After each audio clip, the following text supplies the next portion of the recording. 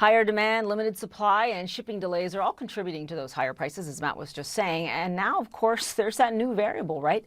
The Omicron variant, and that could shift demand from services back to goods as people avoid crowded places and stay home instead. And that could put even more stress on those all-important supply chains. It could affect the supply of goods in terms of factories who are now having to work around those closures. It could even affect energy demand. I mean, you heard Matt talk a little bit about it, but this would actually mean less travel, more time at home, and could ease pressure on energy prices, which are driving a lot of the inflation right now.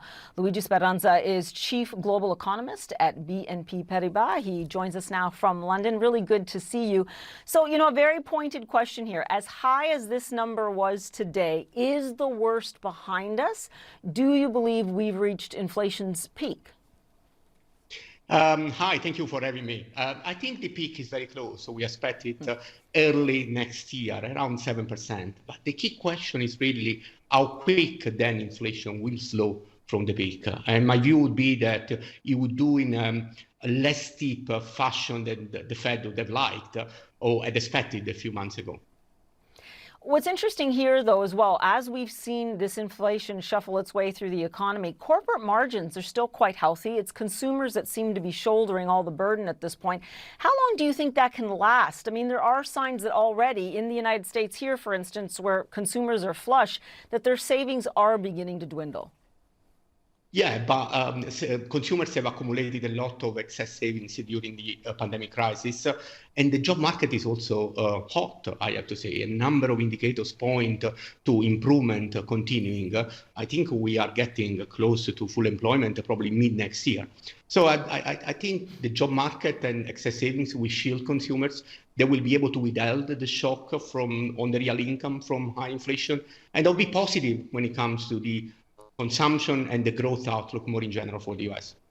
So it's interesting to listen to you and the fact that, you're basically echoing what the market seems to be telling us. But then there's the Fed and Jay Powell, his decision on interest rates in the years to come. It'll be really interesting to see which way he ends up going. Should rates go up further and sooner? Central bankers have tried to keep that 2% top out on inflation. How far do you think we could get from that ideal here? Yeah, I think the direction is definitely up and probably higher and for longer than markets are actually currently anticipating.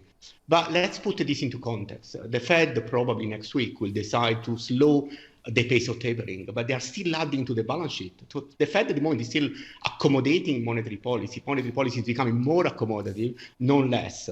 And that's extraordinary given the shock. I think this is the first step, but I would expect 3 rate hikes next year to start the process of slowing down the economy and trying to keep pressure on inflation rate. You're in Europe right now, and I note that the other central bankers as well obviously have that 2% target. What happens, though, if we settle out at around 3 or 3.5%? I mean, I know that doesn't sound horrible, but you accumulate that for a few years, and it can really take a toll, and perhaps more so in Europe than in the United States.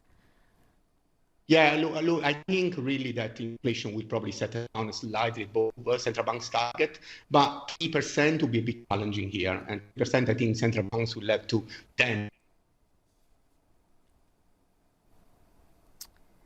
And we seem to have lost Mr. Speranza there, but we thank him for that analysis. I want to note that he says he believes consumers are able to bear the brunt in this and does believe that central banks have the firepower here. Luigi, in the time that I have you back, we just lost you at the tail end. I have to ask you, JP Morgan predicted that even though we have this Omicron variant, that they are predicting a full global recovery in 2022. What do you think? Would you put money on that?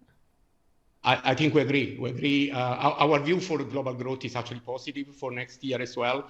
Omicron creates some uncertainty in the short term, but I think in the medium term, the combination of household balance sheets, which are very healthy, and the supportive policy mix is powerful and will continue to lead growth to above trend levels for next year and probably even the year after. Luigi Speranza, I say you are living up to the meaning of your last name in Italian, which is hope. That's a lot of hope to go into the weekend with, given the fact that we're facing this inflation and this new variant and some troubles in Europe. Have a great weekend. Appreciate you being here on QMB.